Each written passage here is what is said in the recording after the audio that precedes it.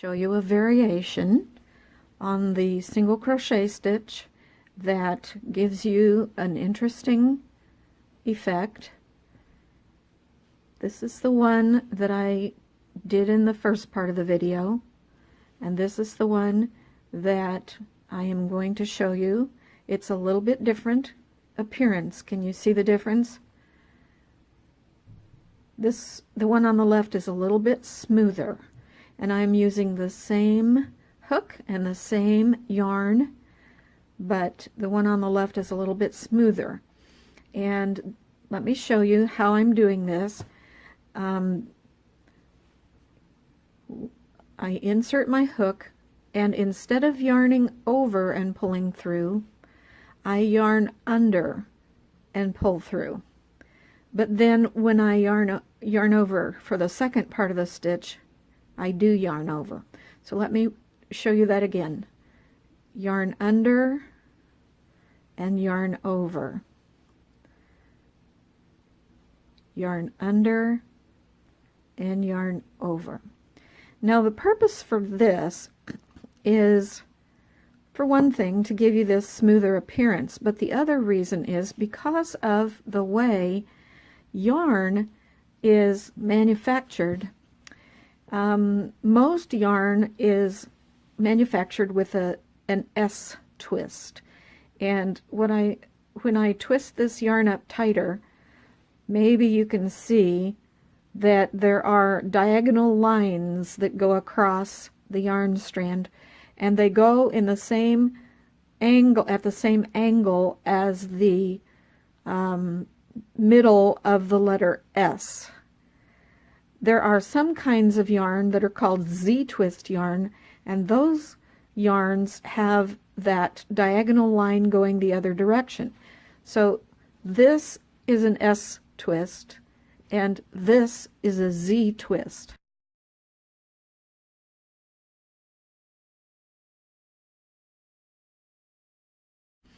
And the reason manufacturers started to produce yarn with a Z-twist is because for right-handed crocheters, the Z-twist actually keeps your yarn from spinning on you while you're working. However, there aren't very many kinds of Z-twist yarn available on the market yet. The vast majority of them are S-twist yarns, and so one way to overcome the tendency of the yarn to unwind while you're working, which makes it also much easier to split your stitches, is to do this technique where I yarn under for the first part of the stitch, yarn over for the second part of the stitch. And this also works if you do, let me add a chain, and this also works if you do taller stitches. So I'm going to do a double crochet, and I yarn under and then yarn over for the last two parts of the stitches. But it's just that one extra movement of yarning under when you first pull that loop through the fabric that adds just a little bit of the S twist back into the yarn and keeps it from splitting as you work on it.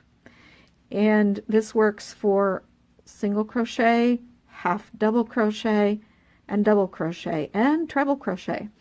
Let's do a half double crochet. I yarn under while I'm, in order to pull the loop through the fabric, but then the rest of the stitch I do a regular yarn over.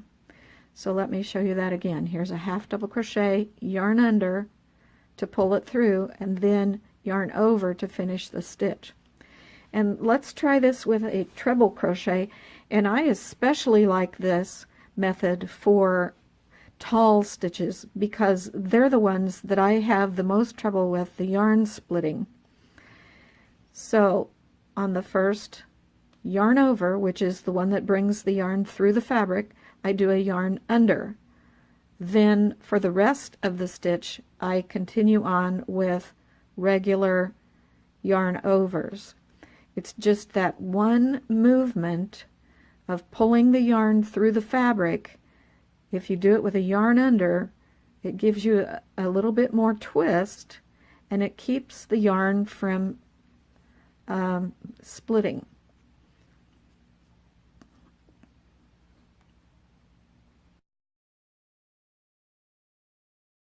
Right, I have finished the tube part of this version 2 of the little pouch, and I want to show you an alternative way to do the last bit.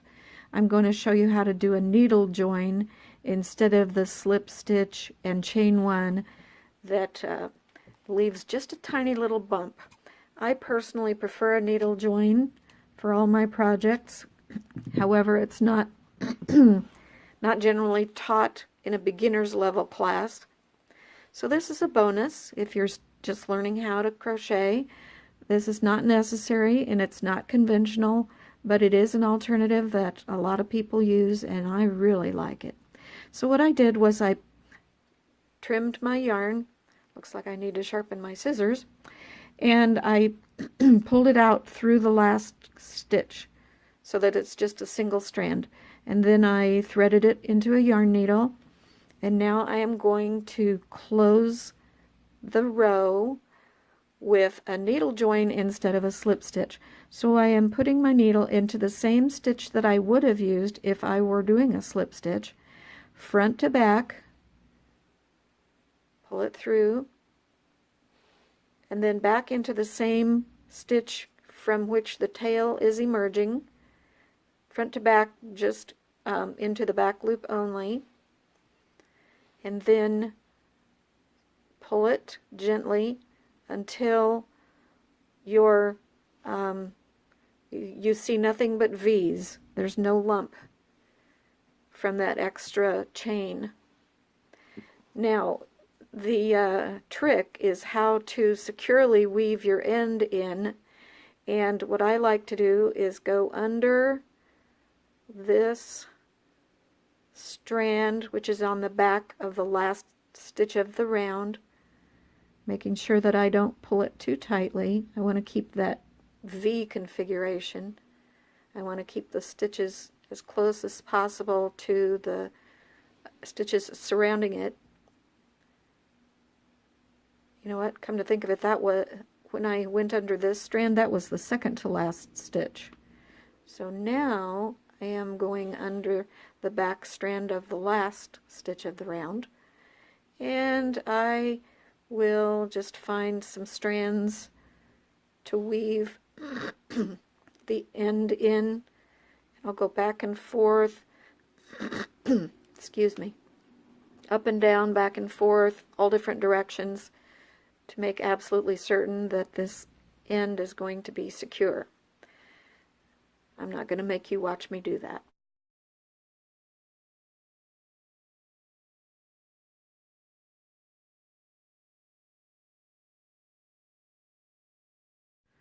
What I'd like to show you now is how to make these zebra drawstrings as an alternative to the plain drawstrings that we've done in the previous video. They're very easy to make, and I'll show you how to do it.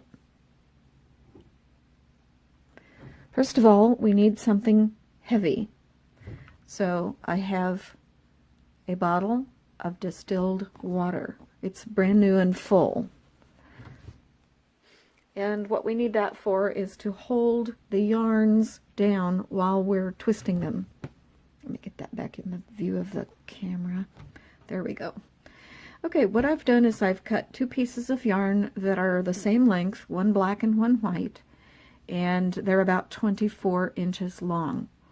The desired ending length of these pouch strings is 14 inches total, and so I'm starting with a little bit more than that. That's probably too much, but we'll find out. Okay, so the first thing I do is tie an overhand knot. I hold the two strands together, tie an overhand knot to keep them secure, and then I put it under the edge of the heavy object. Okay, now the 2 strands of yarn are the normal kind of yarn that has the S-twist. So if I hold it up close to the camera, hopefully you can see, come on, focus, that they have the S-twist like normal yarn.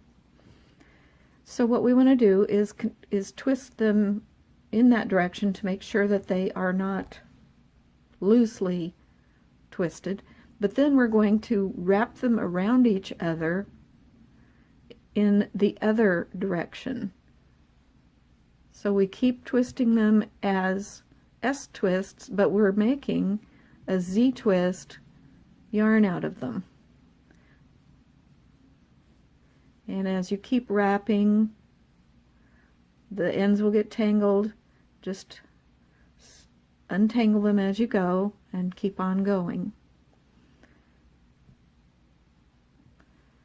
People have done this with their hair for centuries, but it works for yarn too.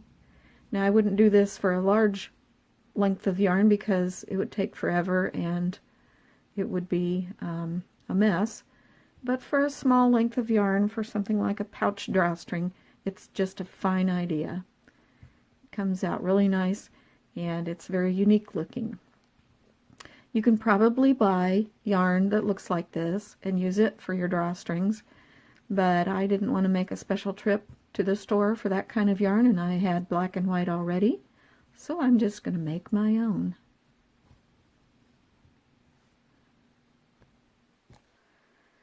And I would like to point out that I want you to see what I mean by Z-twist yarn. Can you see that the black and white strands are angled at a, say, 45-degree angle pointing upwards, which is the same as the main part of the Z. A Z starts here, goes to the right, goes down to the left, and then goes down to the right. So it's this angle right here that determines why we're calling it a Z-twist. Okay, for this project we want 14 inches for the drawstring. So I'm almost at the end of my 24 inches, so I know I've got more than 14. But what I'm going to do is I'm going to go ahead and tie a knot. If you don't tie the knot, it'll come untwisted, and it kind of untwisted itself a little bit anyway down here at this end.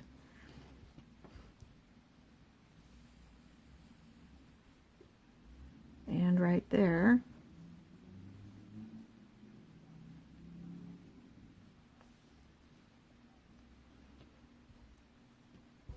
But in the pouch, that won't be too visible.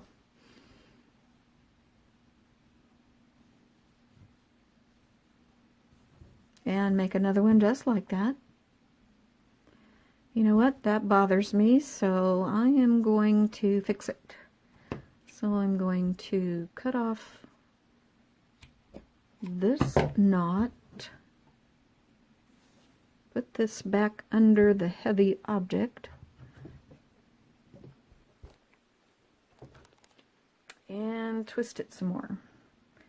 What I can do is take the two colors and separate them, and that puts more twist back in the yarn. So I will just continue as I did before. Okay, now I've kind of bent it in half, and I want something that's at least 7 inches long from knot to knot, so I do have that. And I left one end with long tails, which is good because I want to use that to weave the drawstring into the bag. So I will put it on a yarn needle and then starting at one side of the bag, the right side is what I like to start with. Just weave this in and out of the posts of the double crochet stitches, being careful not to split any of the posts.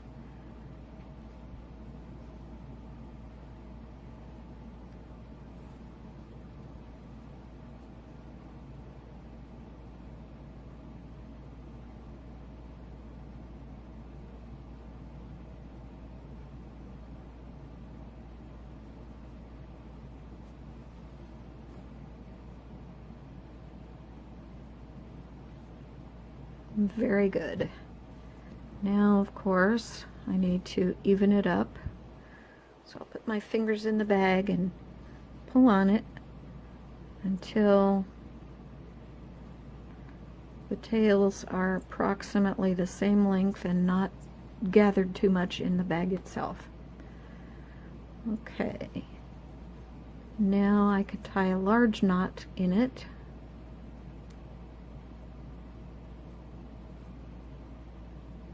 Close to the smaller knots,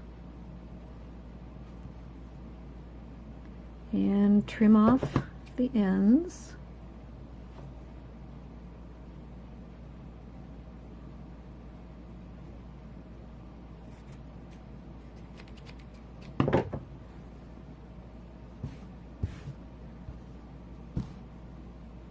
And there's one drawstring, and the other one we'll start, we turn it over like this and start on this side, going behind and in front of the same posts that we did with the first string. And there we have it, the zebra twist yarn drawstrings.